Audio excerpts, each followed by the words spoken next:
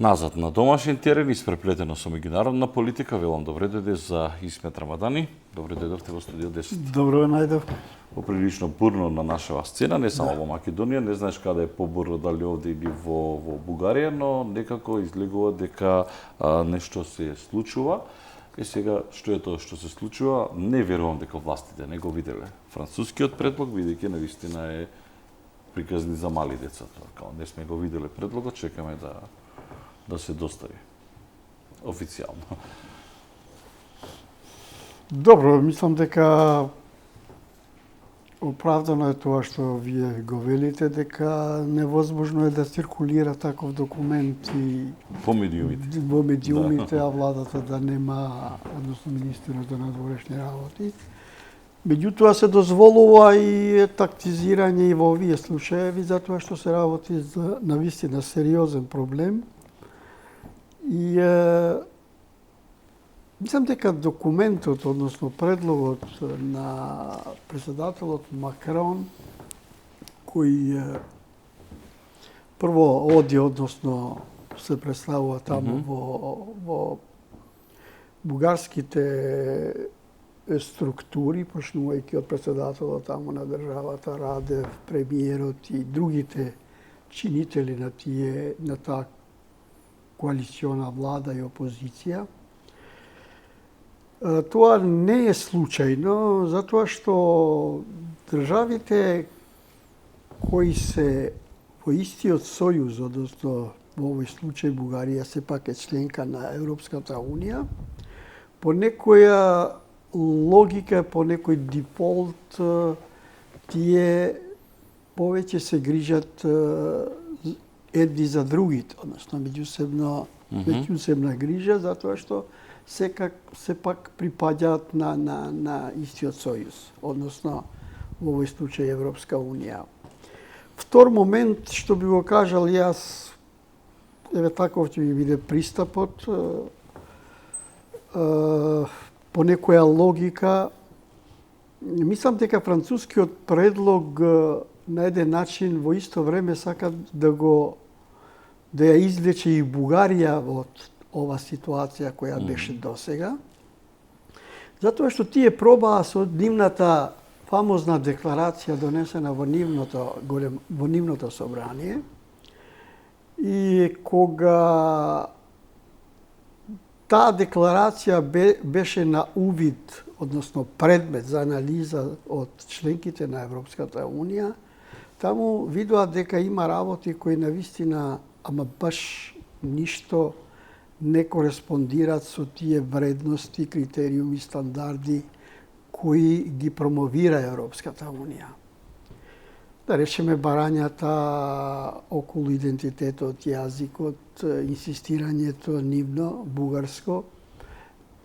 И тие видоа дека, мислам дека и челниците на Бугарија, меѓу тие дури и председателот Радев, осети, чувствуваше дури на една средба, дали беше тоа Европска Унија и Западен Балкан или така нешто, он веќе прв пат го обзнани барањето бугарското малцинство да биде дел од уставот, затоа што тоа во колоарите, а и во институциите на Европската Унија некако држи.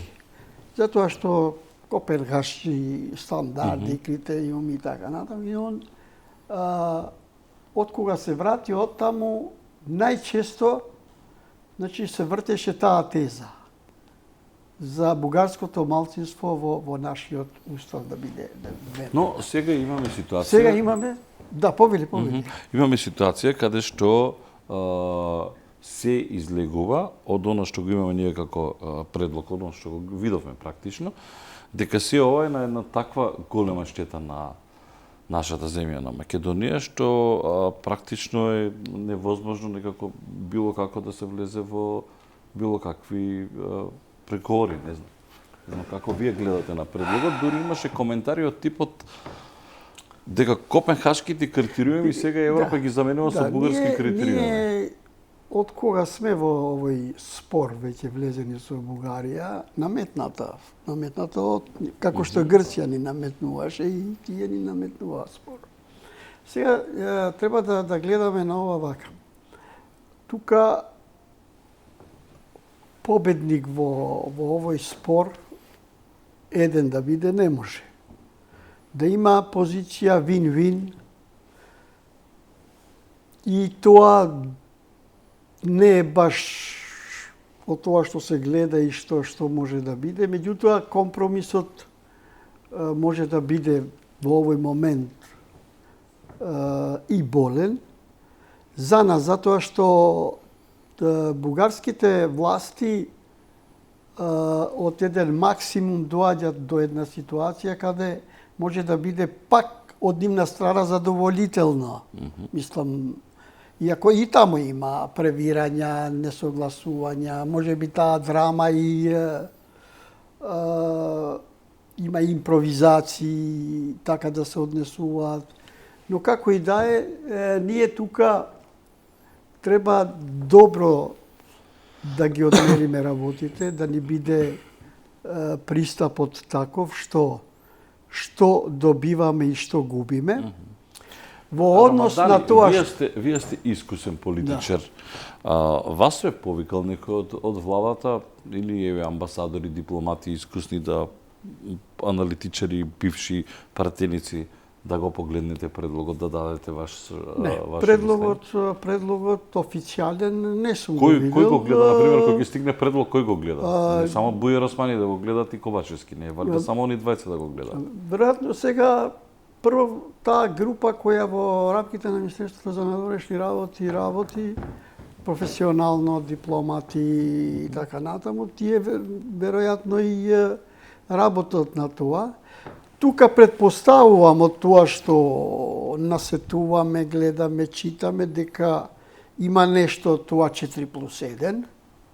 Тоа е пакетот.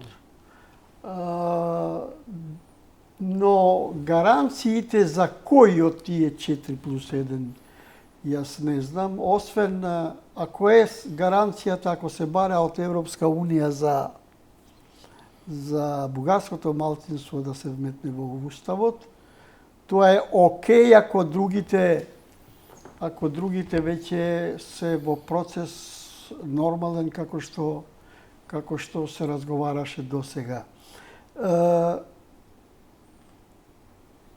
Добро е како информација која ни доаѓа, најверојатно и така е. Мислам дека тука можам да бидам сигурен дека македонскиот јазик, идентитетот, тука веќе чиста работата, дури и во таа рамка преговарачка, затоа што македонскиот јазик останува во целост, во целина и во како што е, мислам, без некои додатни. Тоа е добро, а во однос на другите, каде се работи за говорна омраза, реабилитација, како да се нарекуваат утре, дали фашизам, дали нешто друго, некоја... Тие се... Тука може би тој дипломатски речник или вокабулар може би ќе биде таков што може и од тоа нешто да се прифати, но нема да имаме ситуација одлучно одбивање на се, затоа што ако веќе предлогот помине во бугарскиот парламент и во 26 други држави, тогаш нашата сила политичка, дипломатска, да кажеме одлучно не, ќе биде потешка. Само во случај да навистина задира длабоко во идентитетот и во јазикот, тогаш мислам дека и при ваква ситуација треба да кажеме не. Мислам, затоа што нема калкулации, криење под дипломатски речник, кога се во прашање идентитет и јазик. А за овие другиве работи, мислам дека има место за да може да, ако може нешто да се подобри во текстот, во сваќањето на сето тоа, во врска со гаранциите. Едно друго што би сакал да го кажам и ова, дека веќе интензивно се разговара во колуарите, не само во колуарите, од овие неформални средби, јас што ги имам, дека сериозна е ова ангажирањето на Шолц, канцеларот германски, со Макрон и со некои други, да се оди веќе на тоа понатаму да не се одлучува со вето, односно ветото да се релативизира во Европската Унија. Дури има и такви разговори, а мислам дека може и да биде реално. Да не е со консензус? Само кога се примат нови членки, да има консензус, значи да има вето, а се друго, тек на преговори, да не се употребува вето, него да оди со мнозинство. Двотретинско мнозинство. Да. И сега јас направив сам во себе една анализа ваква. Ако го поминеме ние ветото сега, и нормално ние секогаш во нашите анализи се плашиме дека Бугарија во секое поглавје отварање тие пак ќе го користат ветото. И јас ви тврдам дека така ќе биде. Да. Ако ветото нема да важи со некоја евентуална реформа во однос на одлучување за отварање, затварање на поглавјата, тогаш мислам дека тука Бугарија ја губи таа позиција да употреби вето каде што треба и не треба. И тоа е можеби една олеснителна околност, меѓутоа ние зборуваме сега кога ќе биде, што ќе биде. Мислам, зборуваме дека такви... Едно друго што би сакал да кажам, а тоа го почувствував и во Преспа форумот, диалогот. За разлика од минатите години, помалку демагогија видов во сите тие високи гости, што со некои имав и прилика вака да разговарам во маргините на тој настан. Многу се посериозни, многу посериозно ги сваќат ризиците што доаѓаат од војната во Украина, војната во Европа е веќе, што понатаму, сите овие кризи што доаѓаат енергетски, економски, Западен Балкан, сето тоа како да го внесе сиот наш ангажман и од кон Европската Унија и како Република Северна Македонија и како Западен Балкан на некоја поважна димензија, тоа е геополитиката, односно геостратегијата. Ако е така, тогаш мислам дека сериозноста и сериозното ангажирање на земјите кои се клучни во Европската Унија и за проширување и за помагање понатаму за да се постигнат тие стандарди, мислам дека тоа оди во наш прилог, за жал само поради тоа што се случува војна во Украина. Што сега понатаму? Овој предлог е вака од јавноста оценет, бидејќи властите наши се уште не се изјасниле, како тотално неприфатлив и поприлично губитнички. Јас сега не знам дали поентата на Макрон и на Франција е да се наметнат по заминувањето на Меркел како водачи лидери на Европската Унија, бидејќи чинам дека вчера како да видов дека нов предлог пристигна од Олаф Шолц и сега продолжува тоа мерење на силите помеѓу Германија и Франција. Како ќе излезе цела оваа приказна на крај, имајќи во вид и се она што се случува во Бугарија? Прво, што мислите дека ќе се случува во Бугарија? Тамо се некако ме потсетува на оно како што беше пред преспанскиот договор, ситуацијата кај нас во собрание, на Слави Трифунов му бегаат пратеници. Ќе успели Петков да преживее во Бугарија? Има некакво метнување на Радев, демек па предлогот е добра насока како да продолжиме, меѓутоа овде кај нас луѓе кои што го прочитале и сите ние кои што го гледаме, овој предлог кој што го дава Франција е навистина исклучително тежок и можеби и да се согласам со вас дека треба и веќе време да кажеме не благодарам. Ако по секоја цена не ора да влегуваме сега. Ќе си тераме европски вредности, меѓутоа по секоја цена обезличени, обезглавени што би правеле во Европска унија. Апсолутно, мислам дека тука нема што да се во врска со констатацијата ваша, Франција, Германија, па ќе одиме на Бугарија. Франција, Германија, односно Макрон, Шолц. Треба да го признаеме тоа, односно да видиме реални дека тие ќе бидат двигатели, тие ќе бидат носители на... Тоа не спорно, но тие имаат различни ставови. Да, меѓутоа тие ќе бидат тие што кога ќе ги усогласат нивните ставови, тоа значи усогласени ставови со другите и тоа е така. Во однос на тие превирања, несогласувања, состојби во Бугарија, прво тие доаѓаат поради тоа што реков пред малку таа нивната прва декларација.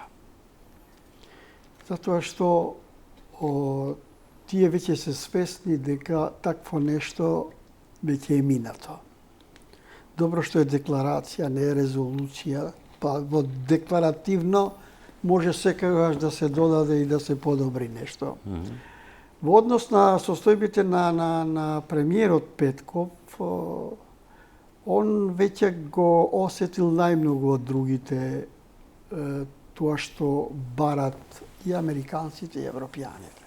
Сепак е премиер, он беше во Вашингтон, во непосредни контакти секојдневни со лидерите на Европската Унија и он веќе ја свати, мислам, ја свати пораката, а и го свати тоа што е нешто што може да се прифати од Европската Унија за да се крене ветото. Меѓутоа, во Бугарија имаме проблем во тоа што и Петков нема такво мнозинство за да може да ова во личната игра на Славе Трифунов во однос на коалицијата, затоа што имавме ситуација кога од неговата партија министерката Генчов како министер за надворешни работи за 2-3 дена даваше различни изјави. Еднаш задоволна од разговорите, кога беше тука, мислам, во МНР. Тогаш незадоволна, па тогаш таму реферираше сосема нешто друго. Таа е во оставка, секаков се. Да, таа е сега, и затоа дојде и оставката. Тоа што е нешто што би го прифатил како смелост на Петков, една негова изјава на пресконференција кога рече дека јас ќе го ставам предлогот пред собрание, да помине предлогот, да се подигне ветото, не е важно дали јас ќе обстојувам, односно дали ќе обстојува понатаму Дали ќе биде на политичката сцена, да. Да, дали ќе биде на политичката сцена.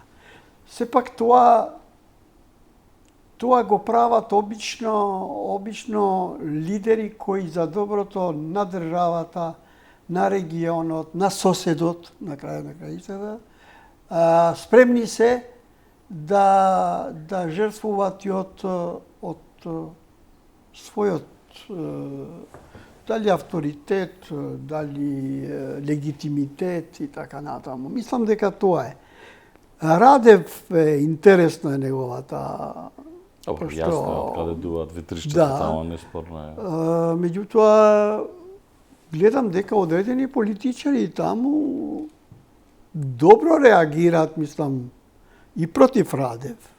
Па има и Затоа, интелектуалци кои да, што му пишуваат, интелектуалци, тие чувствуваат дека доаѓа ризик за Бугарија ако и понатаму руското влијание биде уште посилно таму.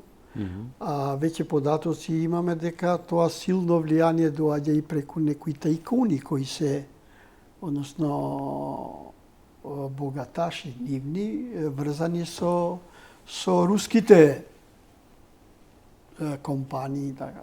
Сето тоа, знаете како, кога капиталот е во рацете на тие кои не се ориентирани прозападни, односно за нивен интерес, имат сосема друга ориентација, тие се опасни за поредокот на државата, односно за каузата на самата држава која е членка на НАТО, членка на Европска Унија и мора Бугарија да опонира со своите политички и дипломатски сили и со помош на американската администрација, европската администрација, затоа што има моменти, односно има ситуација кога Бугарија сепак е би кажал, во најопасната зона на ризикот. Самиот факт дека излегува на Црно море, а Црното море сега е море каде што има спреплетување на сето тоа што е сила воена, политичка и така натаму. Кисинџер и новиот светски поредок, вака не го замислував ја новиот светски поредок во 21. век, во 2022 година, изгледа поприлично травматично и некако кога да се враќаме векови нанасот. Прашањето ми можеби малку е и прегрубо и превулгарно, што доколку кажеме не на Европската Унија, што понатаму? Возможни ли се, оправдани ли се стравовите на луѓево ќе не поделот? Вие, нас сега можеби не изгледа смешно, меѓутоа го имате Еди Рама кој што нас шега со сарказам ќе каже премиерот на Западна Бугарија.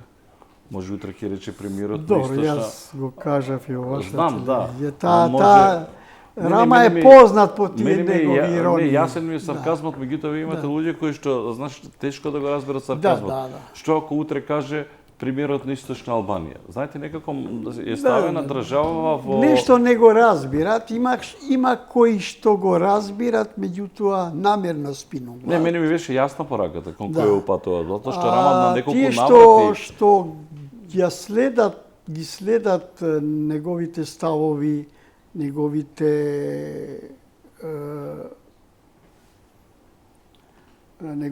кажувања во многу средби, барем Опен Балкан и таму и... Па и сегде, он е поприлично директен и кон Европската Унија дека... Он ја поддржуваше нашата држава во овој спор, дури затоа што на крај на краиштата заедно сме во една таква ситуација што не се...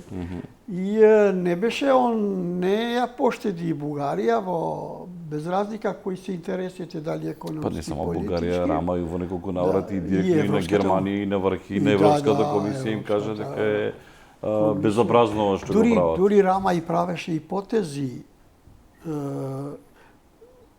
по споредни патишта, дали со Турција, дали со Катар, дали со... Како да им кажуваше на Европска Унија дека јас ќе морам да барам алтернатива. Меѓутоа, добро што он така настапуваше за малку да ги отрезне овие од европските структури, дека не може вечно да се чека на нешто што е опција со... И затоа прашав, еве настрана Рама, затоа прашав, можно ли после се што се случува, гледаме Бугарија, испреплетено овде со Русија, приказнава со Украина, Германија, Франција на една страна, Србија, Косово, можно ли е ново прегрујување на граници? Не. Не. Мислам дека такво нешто и од овие неформални разговори што ги имав. Имав прилика еден разговор да обавам и со Ескобар, пошто беше во... Да, што вели? Обично тие разговори во маргините, неформални, понекогаш се уште подобри, поискрени него јавните настапи. Да. Па добро, тие се Само од поинтересни искуство, секогаш, од Тие се искуство поинтересни. ви велам дека такво нешто. Што велат американците? Тие веќе посебно на проблемот Приштина Белград или Србија Косово, тие веќе работат интензивно за да дојдат до една ситуација да се прифати тоа меѓусебното признавање. Во нешто ќе има нормално и за Србија и за нешто што треба да се помогне во однос на нивната позиција понатаму. Затоа што дури и Рама кажа дека не може да биде притисокот без, како да кажам, пнеуматично издржување и на руската, српската политика, да не биде тоа од еднаш крахирање, да каже, никој не може да очекува дека утре ќе излезе Вучич и ќе каже готово од денеска одлучив, ќе ја признаваме Косово но прекројување на граници нема. Мислам дека тоа е чисто и на друго нешто апсолутно не може, затоа што многу полесно им е во да ги решаваат проблемите, барем така јас добив впечаток во постојните граници, него да се отварат нови промени на границите. Добро, тогаш уште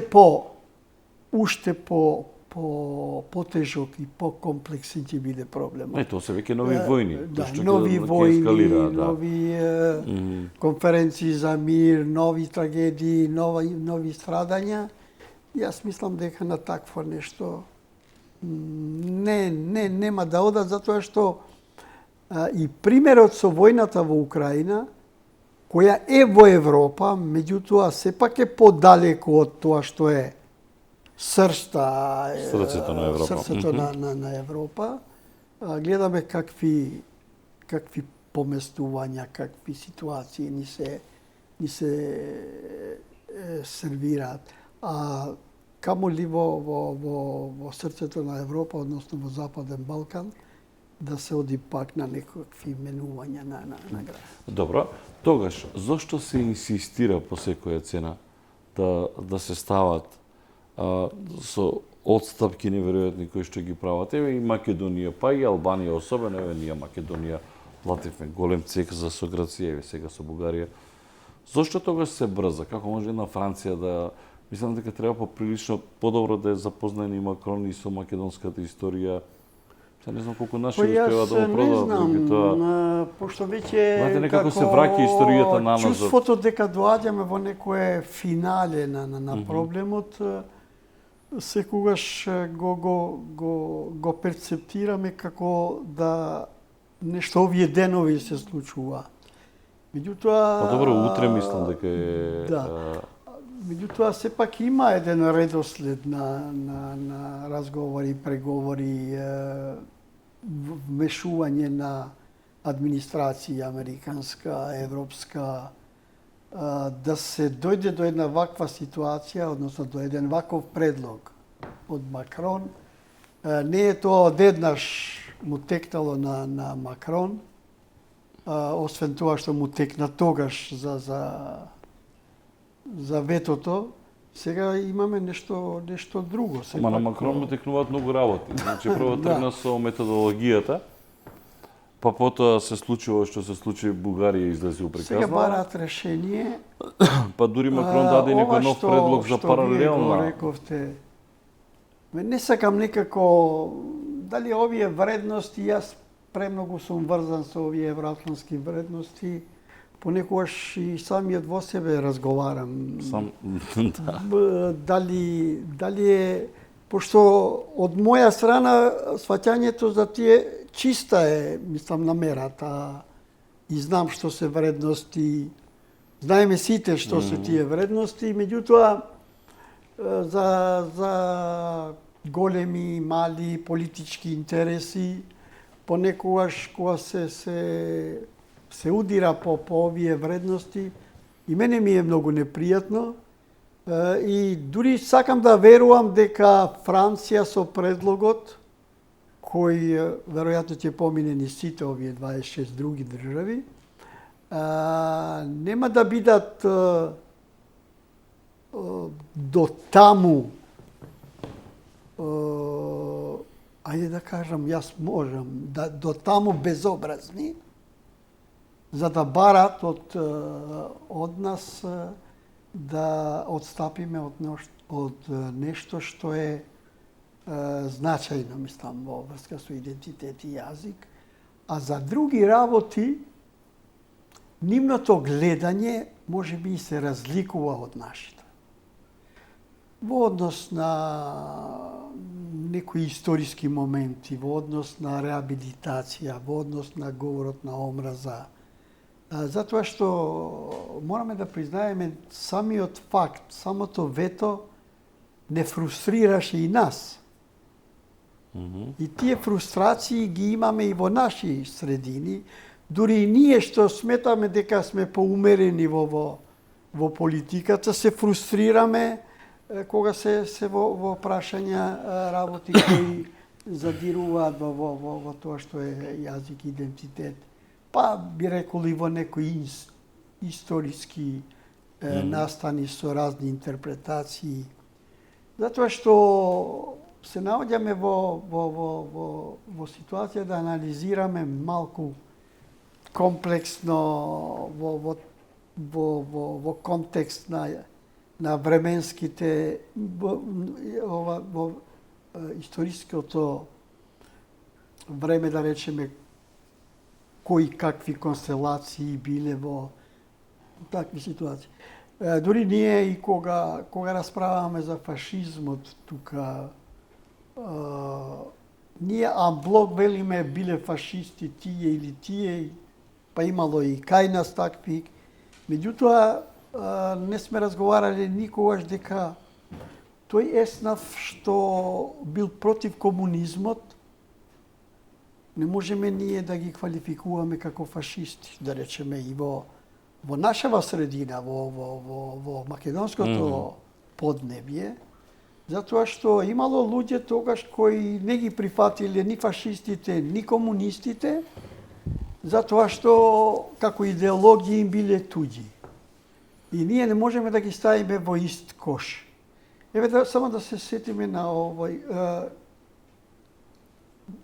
мора да се споменува пак Ванчо Мијајлов. Он дошол, нели, 44-та да формира таа држава негова Швајцарска Македонија, ова да не биде комунистичка.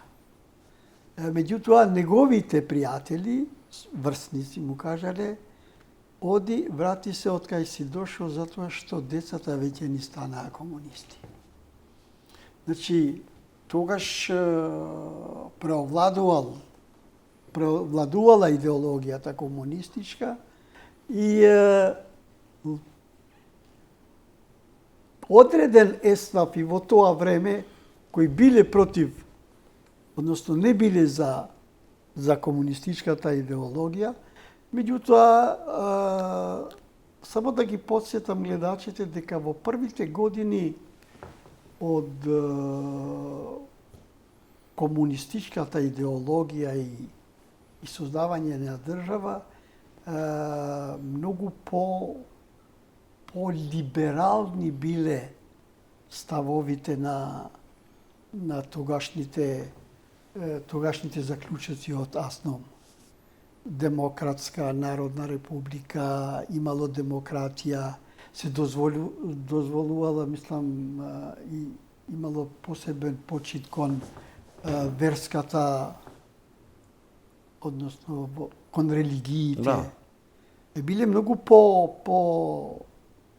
како да кажам, по-толерантни и дури создавале услови и во служење на војска, на воена обврска и во сите. иако комунистите биле во принцип се против религија, но секогаш биле толерантни. Толерантни. Така што овие јас малку можеби претерувам, али кога ги правам анализите, сите моменти ги ставам на анализа за да можам да не извлечам крут заклучок. Вака и никако. Затоа што тоа е малку потешко во историски контекст да ги поставиш така работите, во испреплетување на идеологии и интереси. Сега кога доаѓаме тука кај нас, и тука не можеме, повеќе можеме да дадеме допринос во една ваква ситуација, ние кои не сме врзани со партиски функции и структури. Тука ве ставам и вас како медиуми, него партиските структури кои преку овакви ситуации сака да доаѓат на власт и партиски структури кои преку вакви ситуации сака да ја сочуват власта. Мислам дека тука треба да внимаваме.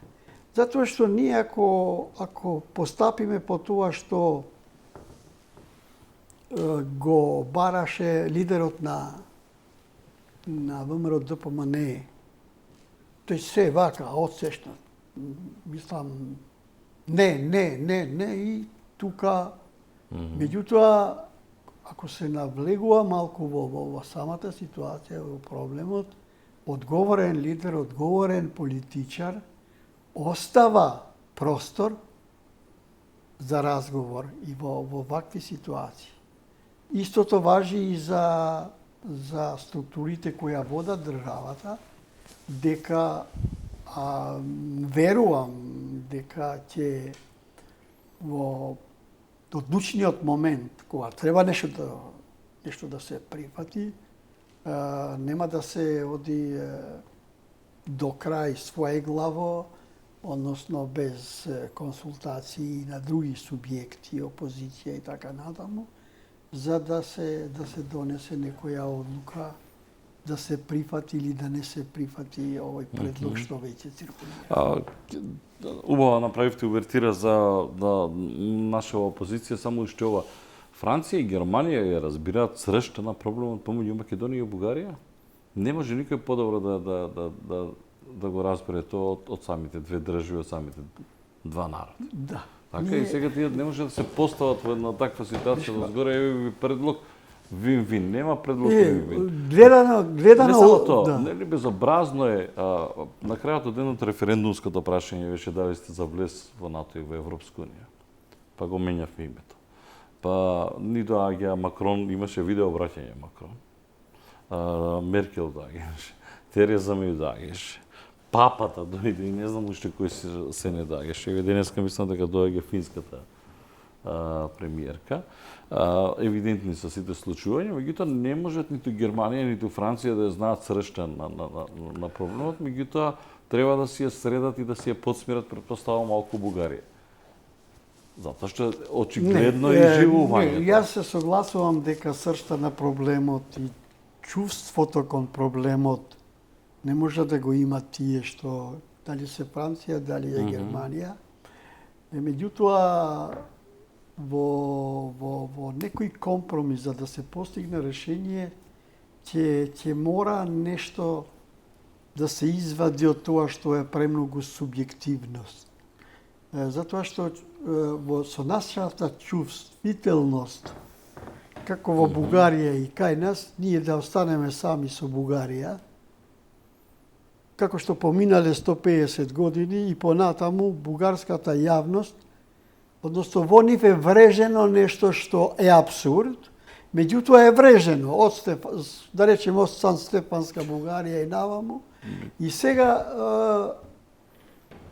што се случува во Бугарија? Но ние имаме живи сведоци. Да, има сведоци, меѓутоа реедукација сега треба на менталната структура на бугарите да сватат една реалност дека има македонска нација, има македонски јазик и тие не се створени преку ноќ. Ама јас за тоа не сакам ни да разговарам. Не преку ноќ. Се враќам на првата нивна декларација.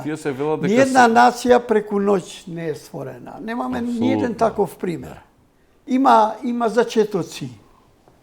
Има никулци на секоја нација, посебно после Француската револуција, мислам, кога нациите се веќе по... Така што во тоа време некаде и македонската нација, само што не била многу поистакната затоа што немала држава. Нацијата без држава тешко е да се... Сега сме во многу... Тоа е дефиниција за држава, територија и народ. Меѓутоа сега сме во подобра позиција во однос на сочување, негување на национални интереси и државни интереси. Не може Европска унија да забижува на фактот дека Бугарија била администратор за време на Втора светска војна. За малку е, знаете, да Германија, кој што е директен, како да кажеме, наследник на она што е не наследник, туку еден Вили Брант отиде се извини. Сега не може Германија да прави, вие бевте администратори. Ги разбирам и чувствата на луѓето кога Ама не живи луѓе. Имам и непосредни така пријателски муабети со луѓе кои кажуваат го стрелале дедото, бабата, и се дали многу перверзно да велат Бугарија, не ние не бевме тоа. Меѓутоа, тоа е таа абсурдност на војните, Мишо. Тоа се абсурдите. Затоа што, еве, ќе земам пример најнов. И 2001 ние имаме семејства кои имале своји трагедии. На некој му гинел детето, на некој сестра, на некој брат и така натаму. И тоа не е многу далеко, нели? Не сакам да ја правам споредбата, меѓутоа, во исто време веќе се владее заедно и кога ни се случувале трагедии за еден краток период.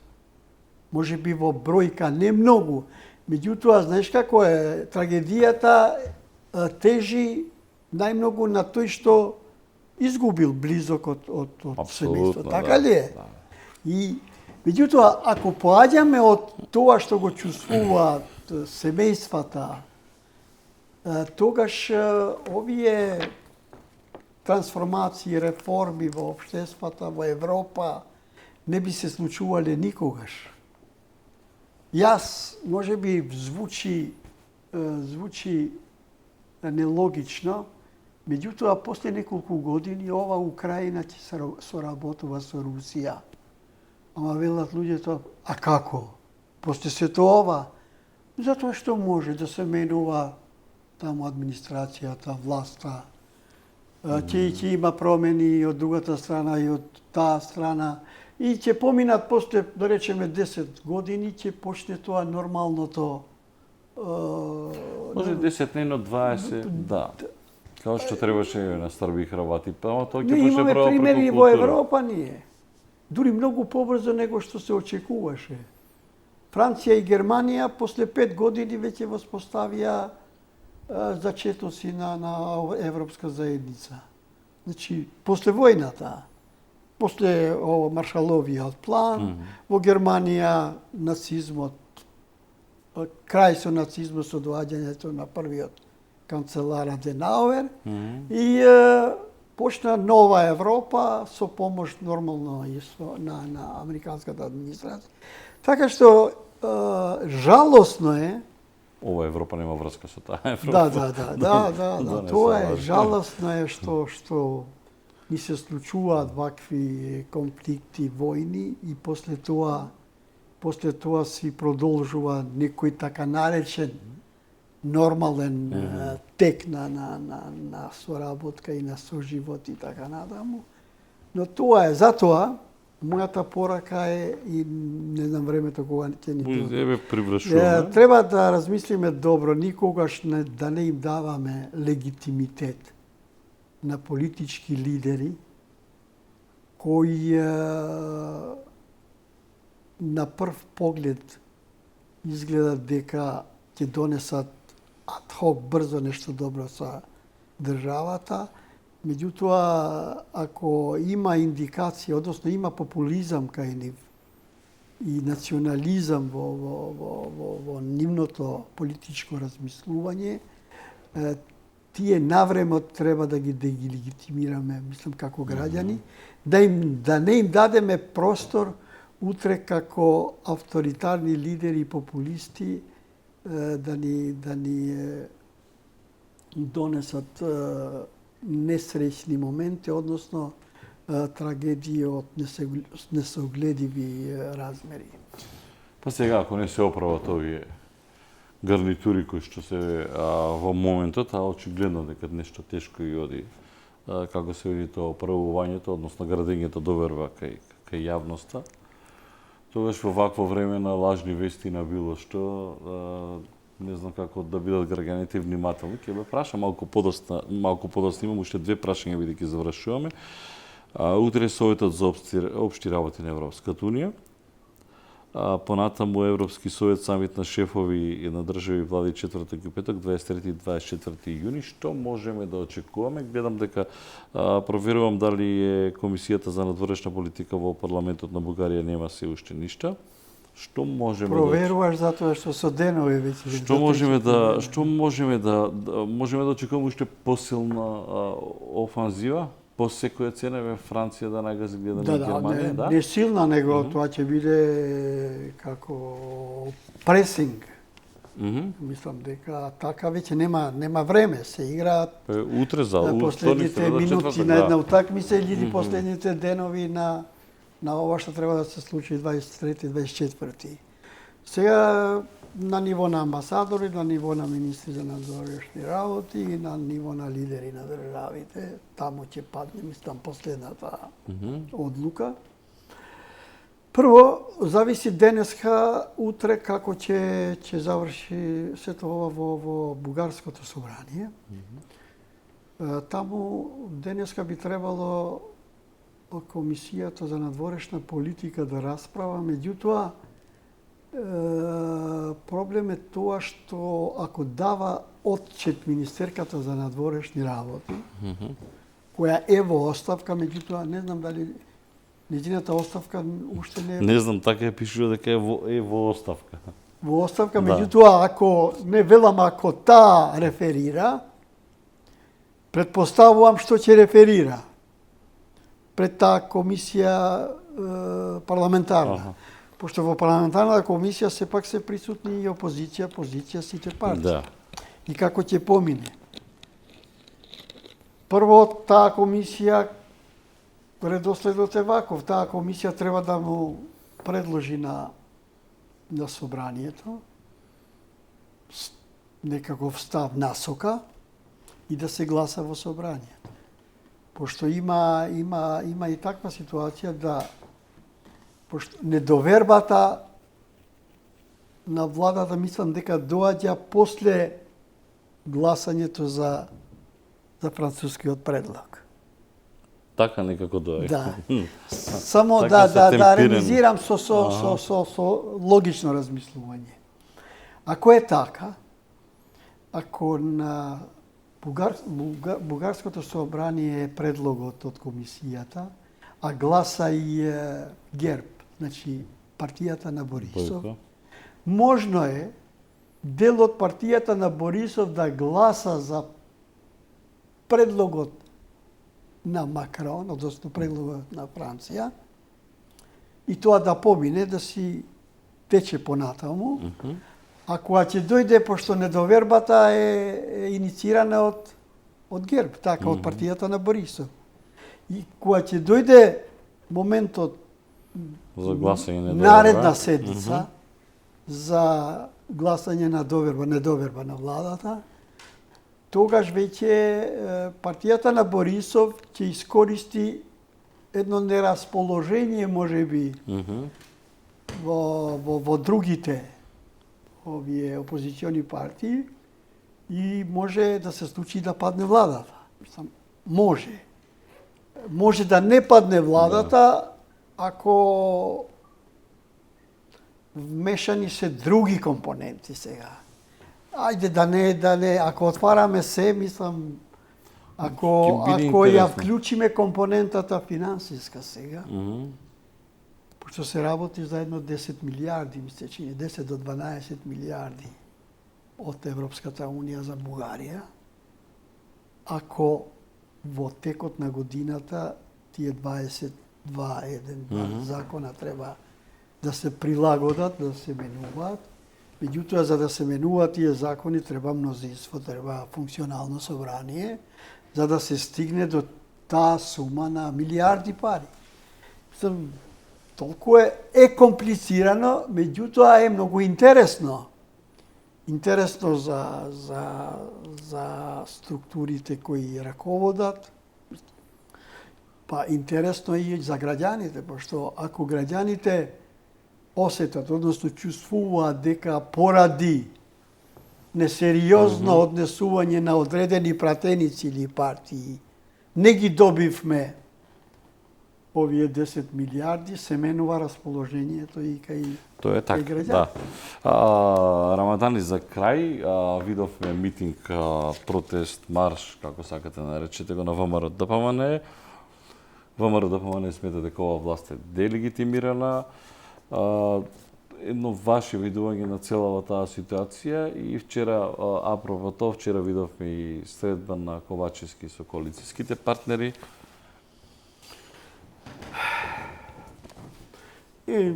То секој зрел политичар или човек што се бави со анализа не може априори да каже дека опозицијата нема право да протестира.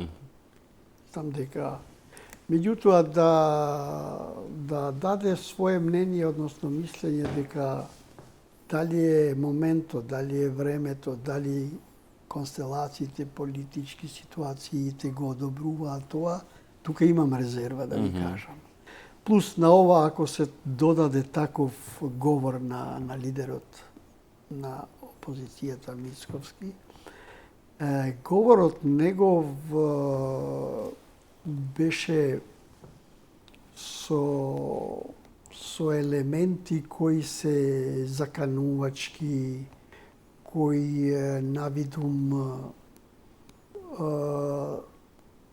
да создаваат ситуации кои не може да бидат контролирани, дури би рекол и во задират и во безбедноста внатре во државата. Мислам, такви се неговите пораки. Тој има право да каже дека има слабости во владата, ова. Ако се тие слабости, ние пак завчера ништо не слушнавме, барем 3 работи како се излегува од кризата. Барем 3 работи да кажеше, од енергетската вака, од економската така, проблемот со Бугарија ќе го решиме. Мислам, да дадеше 3 насоки, дека вака би го решиле ние, него овие да си одат, ние да дојдеме на власт и тек после ќе ви кажеме како ние ќе ги решиме. Зошто не држи? Не држи затоа што ВМРО ДПМН не е некоја нова создадена партија како во Бугарија што се создадува. ВМРО ДПМН е партија која е видена. Значи, како владее, како функционира, има мислење дека нема некои битни реформи или трансформации внатре во партијата во однос и на внатрешната политика и на дворешната политика и начинот на владење, така што тоа е мислам дека тоа е грешката што јас ја гледам. Освен, значи, одобрувам протести Да, кои тоа е работа на опозицијата да во однос дојде на власт. на владината коалиција. Да.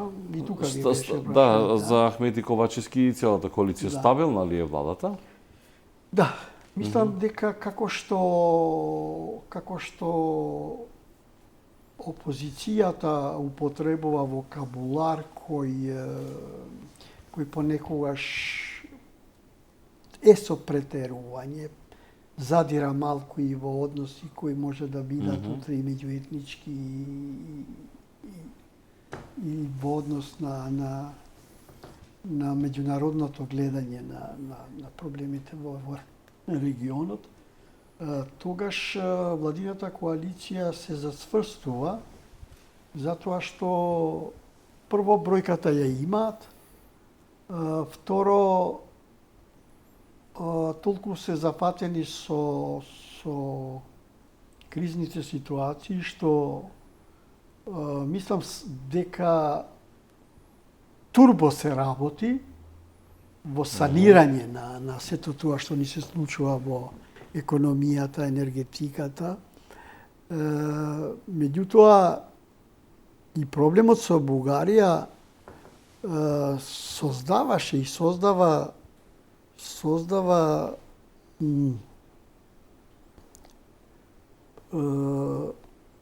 состојби во владата која можеби има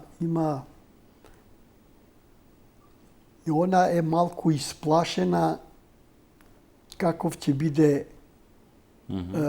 биде одлуката во овој случај најновиот со Бугарија. Добро, Али Ахмети не би требало Да, да биде и Тој време најсигурен, тој е фикс. не, тој е најсталожен за сите ситуации. Веројатно од неговото минато и обичните турбуленции не представуваат многу, пошто има поминато во вакви ситуации. Ние мораме, значи, да направиме нешто да